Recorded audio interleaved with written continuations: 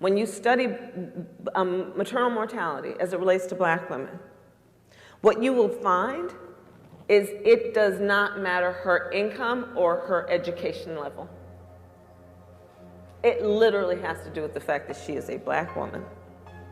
And when she walks into that hospital, that clinic, or that doctor's office and talks about what she is experiencing, she is not being taken seriously.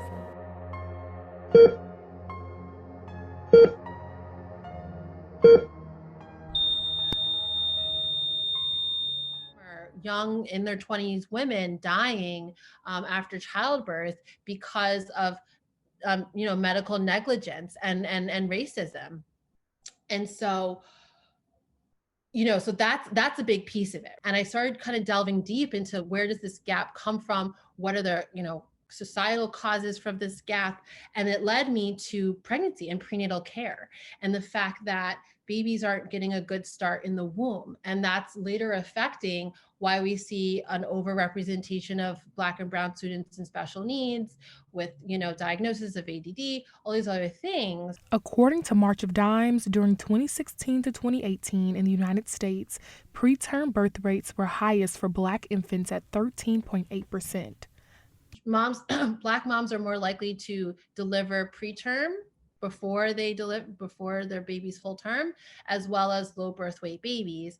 And again, that's across the socioeconomic spectrum. So, Serena Williams is just as at risk as someone who is on welfare. A 2016 study of data from New York showed that college-educated Black women had a higher risk of severe maternal mortality morbidity than a white woman without a high school diploma.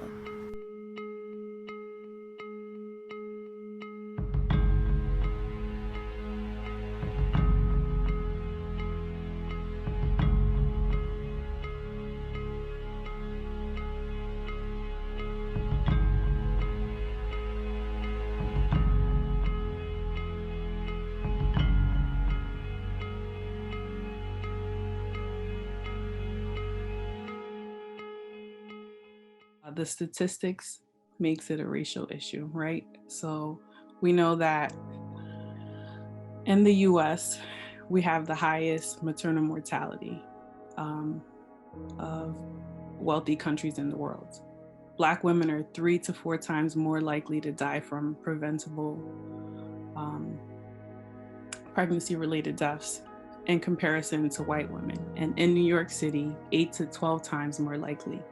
So we're not saying, the statistics are showing that there's the doctors and the systems, they need to check themselves for the implicit bias, So regardless of someone's education, their economic status, where they're coming from, all of these things are playing a factor in the care you receive, even the insurance that you have, whether you have government assisted insurance versus private insurance, all of those things play a factor in your care. According to a 2018 study, Arkansas has the highest rate of maternal mortality deaths with 42.9, with Alabama following behind with 36.4. Amber Rose Isaac lived in New York, which currently has a rate of 20.8. She, again, was so uplifting for me. She was my person that I could vent to, and she would just always have the perfect advice, the perfect thing to say with any problem that I came to her with. She was also feisty, very feisty. Amber was the type of person that, she spoke up. She knew that something was wrong. She wanted to be seen. And she was not seen in person by her doctor throughout the whole month of February and March. She was not seen.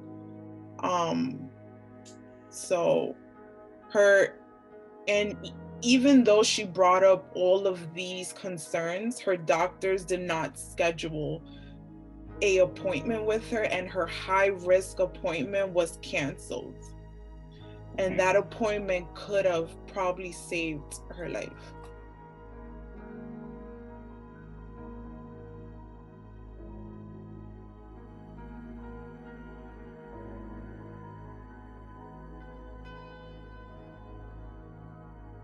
different, and Amber was not being seen, and she was not okay with that. She was being neglected. She had to make several phone calls and continue to reach out, and the buck was continually passed. Amber was so upset with her treatment while pregnant, she tweeted about telling her story. "Can't wait to write a tell-all about my experience during my last 2 trimesters dealing with incompetent doctors at Montefiore. How tragic as it may be, Amber's story is not uncommon." In July, 26-year-old Shaw Asia Washington died during an emergency C-section. Outrage from her death prompted protests and awareness from celebrities and politicians. Actress Amy Schumer posted a photo of Washington on her Instagram to bring awareness to death of Black mothers in New York. Vice President-elect Kamala Harris spoke on the issue on her Twitter saying, quote, "Far too many Black mothers are dying in connection with childbirth, and we have to do more to address it." State Senator Julia Salazar released a statement on Washington's death. In her statement, she says, quote, "Racial and ethnic disparities in maternal mortality are a significant public health issue in New York.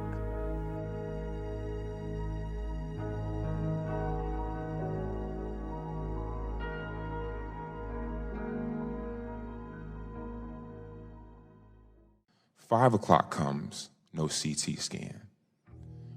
Her blood levels are continuing to drop. By this time, she's beginning to shiver uncontrollably. 6 o'clock, no CT scan. She's beginning to become pale. She's in extreme pain. 7 o'clock comes, 8 o'clock comes, no CT scan. I'm begging, I'm pleading the staff to do something. And around 9 o'clock, as I continue to plead for my wife's life, the staff at Cedars-Sinai Medical Center tells me, "Sir, your wife just isn't a priority right now."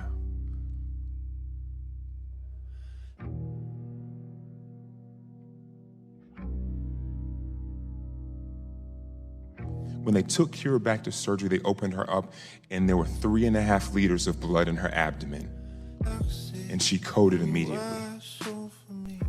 After Kira's death, Charles teamed up with Representative Herrera Butler to create H.R. 1318, Preventing Maternal Deaths Act of 2018. In December 2018, the bill was passed into public law. Reminding yourself that, like, you are the customer here. Just because they wear the white coat and they have a fancy medical degree doesn't mean that they get to take your power.